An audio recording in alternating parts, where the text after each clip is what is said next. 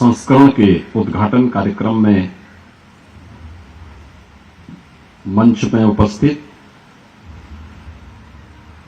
National book trust के अध्यक्ष professor Milan Marathi ji, director national book trust colonel Yuvraj Malik ji, Uttar Pradesh सरकार में सलाहकार के रूप में अपनी सेवाएं प्रदान कर रहे श्री अमरीश कुमार अवस्थी जी, मंडलायुक्त लखनऊ श्रीमती रोशन जैकब जी, नेशनल बुक ट्रस्ट से जुड़े हुए सभी पदाधिकारीगण,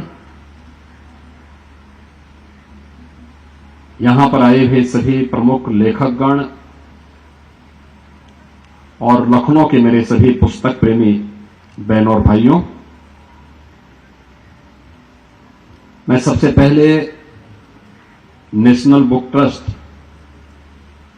को गोमती पुस्तक महोत्सव के लिए हृदय से धन्यवाद देते हुए उनके इस तृतीय संस्करण के प्रति अपनी शुभकामनाएं व्यक्त करता हूं।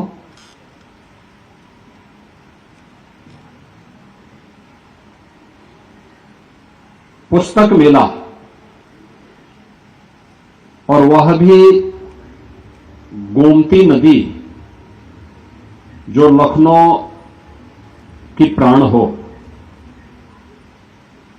उसके तट पर यह एक अभिनव प्रयास है और मैं नेशनल बुक ट्रस्ट और उत्तर प्रदेश शासन से जुड़े हुए हमारे लखनऊ विकास प्राधिकरण, लखनऊ प्रशासन, इन सभी को हृदय से इस अभिनव प्रयास के लिए धन्यवाद देता हूं। बहनों और भाइयों, हम सब जानते हैं भारत की परंपरा प्राचीन काल से ही ज्ञान के प्रति आग्रही रही है। ज्ञान की ये परंपरा श्रीमद् भगवत गीता में भी नहि ज्ञानेन सदृश्यम पवित्रम में विद्यते किस भाव के साथ हम सबको एक नई प्रेरणा प्रदान करता है। अभी यहां पर नेशनल बुक ट्रस्ट के अध्यक्ष प्रोफेसर मिलन मराठी जी ने जो बातें कही, एक चैलेंज हम सबके सामने जरूर आया है और वो आया है कि आज के इस डिजिटल युग में हम अधिकाधिक स्मार्टफोन में कैद होकर के रह गए हैं। टेक्नोलॉजी का इस्तेमाल पहले मनुष्य करता था, अब वहां उस स्थिति पर हम पहुंच रहे हैं जब टेक्नोलॉजी हमारा इस्तेमाल करने लग गया है और हमें इससे बचना होगा। एक एवरेज युवा के 24 घंटे के कार्यक्रमों को अगर हम देखते हैं तो लगभग उसके 6 घंटे अपने स्मार्टफोन पर या डिजिटल प्लेटफॉर्म पर व्यतीत होते हैं। यानी वह अपने जीवन का एक चौथाई हिस्सा वह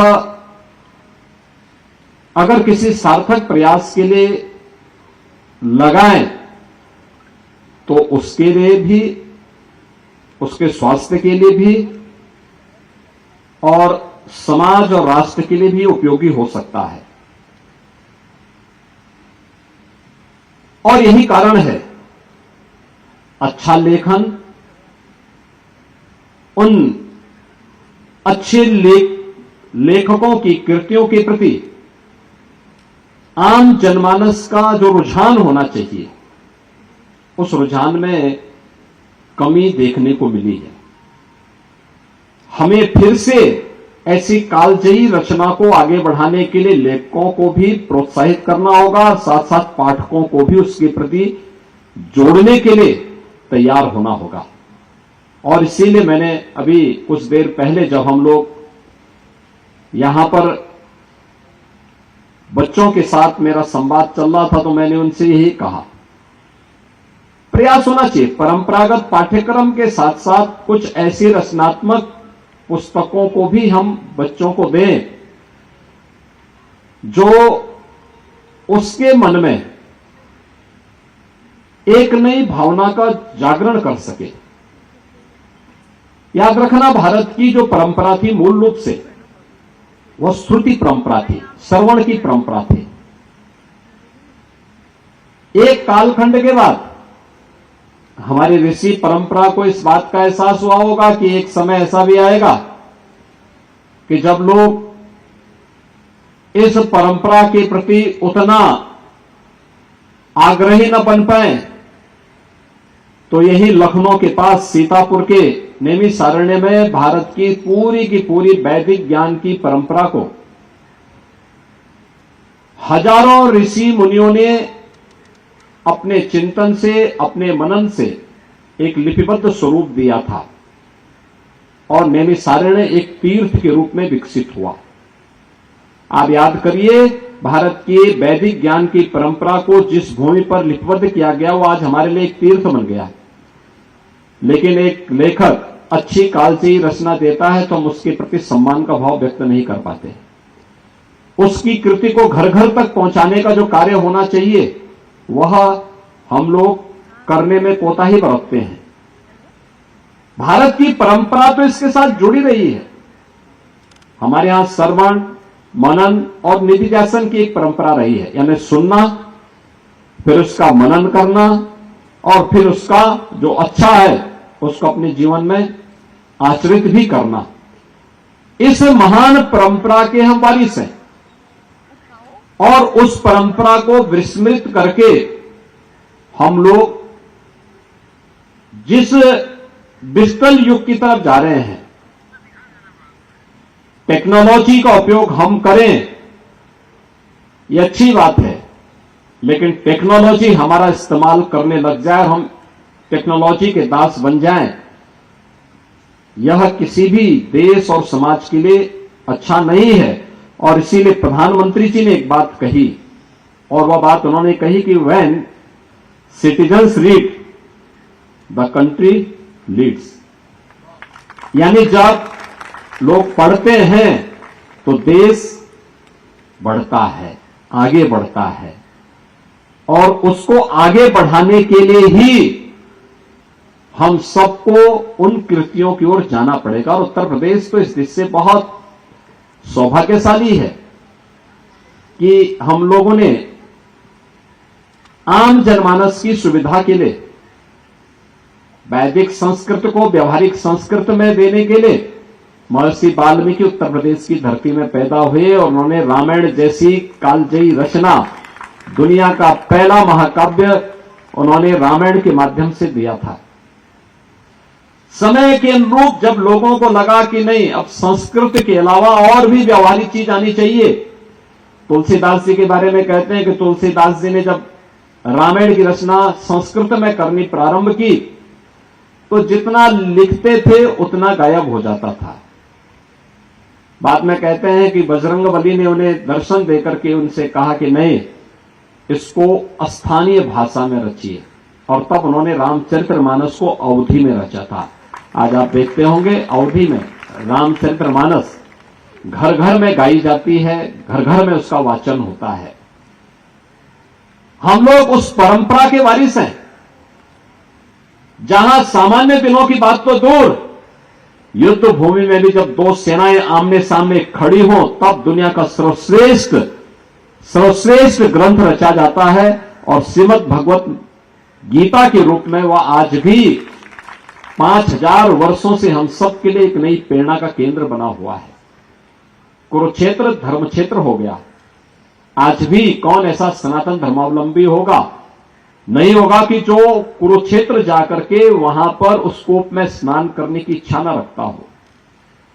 यानी उस महान परंपरा के हम वारिस हैं और वह महान परंपरा आज अपनी पुस्तकों से भाग रहा है। और यही कारण है कि हम डिजिटल युग में टेक्नोलॉजी के कितने दास हो चुके हैं कि आज बच्चों को गिनती नहीं आती, टेबल नहीं आदत उनको आती है। अगर कुछ आप उनको जोड़ने के लिए दे देंगे तो वो कहेगा कि साहब मैं थोड़ा कैलकुलेटर देख लूं, अपना स्मार्टफोन निकाल लूं। एक समय था ऐसा नहीं था। हम लोगों के समय में व्यक्ति को सब जानकारी होती थी, वो फटाफट कोई भी कितना भी कठिन हिसाब क्यों ना हो वो अपने हाथों से देख करके उन सब का हिसाब कर लेता था। आज हम धीरे धीरे करके उससे विमुख होते जा रहे हैं और नेशनल बुक ट्रस्ट ने उत्तर प्रदेश सरकार के साथ मिलकर के एक पहल की है। एक अच्छी पहल है ये। इस पहल को हमें घर घर तक पहुंचाना है और मैंने जिला प्रशासन से भी कहा है। हमारा एक तो मैं कहूंगा कि चिंतन की परंपरा को हमें विकसित करना होगा। कुछ कालजयी रचनाएं देनी पड़ेंगी। आवश्यक नहीं कि किसी एक विषय को लेकर के दें, अलग अलग विषयों को लेकर के। वह युवाओं के लिए हो सकती है, बुजुर्गों के लिए हो सकती है, बच्चों के लिए हो सकती है, किसानों के लिए हो सकती है, श्रमिकों के लिए हो सकती है, उद्यम के लिए, उद्यमशीलता के लिए हो सकती है। अन्य तमाम ऐसे सेक्टर हैं, हर एक सेक्टर में कुछ न कुछ एक नई शुरुआत हो सकती है। और उस नई शुरुआत के लिए लोगों के अंदर रुचि पैदा करना आज की आवश्यकता क्या है। पुस्तक मेले उसके उदाहरण बनने चाहिए। लोग किस प्रकार की पुस्तकों को पसंद कर रहे हैं। एक समय था जब मोटे ग्रंथ लोग खरीदते थे। एक समय आया आज के समय में अगर हम कम पेज की रचनात्मक कृति उपलब्ध कराएंगे, काव्यात्मक रूप में कराएंगे, और भी रोचक बन सकती है। नए तथ्यों के साथ उसको हम आगे बढ़ा सकते हैं और उस दिशा में हम लोगों का एक प्रयास आगे बढ़ना चाहिए। मैं लेखकों से भी यही अनुरोध करूंगा, समाज से जुड़े हुए सुधीजनों से भी यही बात करूंगा, समाज के उस चिंतक वर्ग से भी जो समाज के मूल्यों को लेकर के, समाज के बारे में अपने चिंतन से समाज को प्रभावित करता है, नेतृत्व वर्ग से मैं इस बात को आग्रह करूंगा कि वह उसको लेखनी का स्वरूप देने का प्रयास भी करे और उस प्रकार की कृतियों को समाज के सामने लाने का प्रयास करेगा तो वर्तमान पीढ़ी को भी एक नया मार्गदर्शन प्राप्त होगा। नेशनल बुक ट्रस्ट ने पहल प्रारंभ की है। लखनऊ में 30वां संस्करण गोमती नदी के तट पर गोमती पुस्तक महोत्सव के रूप में है। गोमती हमारे लिए केवल एक नदी नहीं है, यह एक संस्कृति। हमारे यहां नदी एक संस्कृति के रूप में मान्य रही है और उस संस्कृति को हम लोगों ने अपनी सभ्यता के साथ जोड़ा है। उसके बगैर हमारी सभ्यता और संस्कृति कभी आगे नहीं बढ़ सकती। जितनी भी दुनिया की प्राचीन संस्कृतियां पैदा हुई हैं, किसी न किसी नदी के किनारे हुई हैं, उसके तट पर हुई हैं। और गोमती के तट पर प्रदेश की राजधानी लखनऊ का स्थित होना, वहां पर इस पुस्तक मेले का शुभारंभ एक नई शुरुआत होगी। मुझे पूरा विश्वास है कि न केवल लखनऊ में बल्कि उत्तर प्रदेश में 18 कमिश्नरी मुख्यालय हैं। इन सब में नेशनल बुक ट्रस्ट को इस प्रयास को आगे बढ़ाना होगा। जिला प्रशासन प्रयास करे कि लखनऊ के हर एक संस्था की उपस्थिति इस पुस्तक मेले में अगले 9 दिन के अंदर हो। वे आए और जो भी पुस्तक मेले में आए अपनी रुचि के अनुसार कोई ना कोई पुस्तक का क्रय करके जरूर जाएं और यहां पर अपनी टिप्पणी भी लिखे। उन्हें क्या पसंद है, किस प्रकार का साहित्य वो पसंद करता है और पढ़ने की एक रुचि। अगर 6 घंटे आप डिजिटल दुनिया को दे रहे हैं, प्रयास होना चाहिए कि उसमें से थोड़ा थोड़ा कटौती करते हुए 2 घंटे आप पहले समय काटिए, उसको इधर अच्छी रोचक पुस्तकों, अपने परंपरागत पाठ्यक्रम के साथ साथ कुछ रचनात्मक कार्यक्रमों के साथ जोड़ करके अच्छी पुस्तकों के साथ भी जोड़ेंगे तो इसका लाभ आप सबको प्राप्त होगा। मुझे पूरा विश्वास है कि यह गोमती पुस्तक महोत्सव अपनी ऊंचाइयों को प्राप्त होगा और उत्तर प्रदेश की आबादी के अनुरूप देश के सबसे बड़े पुस्तक मेले के रूप में हमें इसे आगे बढ़ाना होगा। इस विश्वास के साथ मैं नेशनल बुक ट्रस्ट को और इस पूरे आयोजन के साथ जुड़े हुए सभी महानुभावों को हृदय से धन्यवाद देते हुए आप सबके प्रति मैं अपनी शुभकामनाएं देता हूं। धन्यवाद। जय हिंद। धन्यवाद माननीय मुख्यमंत्री जी, आपके मार्गदर्शन में निसंदेह गोमती पुस्तक महोत्सव। तो मुख्यमंत्री योगी आदित्यनाथ को आप सुन रहे थे। टेक्नोलॉजी हमें चला रही है, टेक्नोलॉजी के सही इस्तेमाल की जरूरत है, लेकिन पुस्तकों का भी अपना महत्व है। बच्चों में व्यवहारिकता की कमी आ रही है, धीरे धीरे लोगों ने और बच्चों ने पुस्तक पढ़ना छोड़ दिया। आज इसी बात को मुख्यमंत्री ने इस पुस्तक महोत्सव में कही।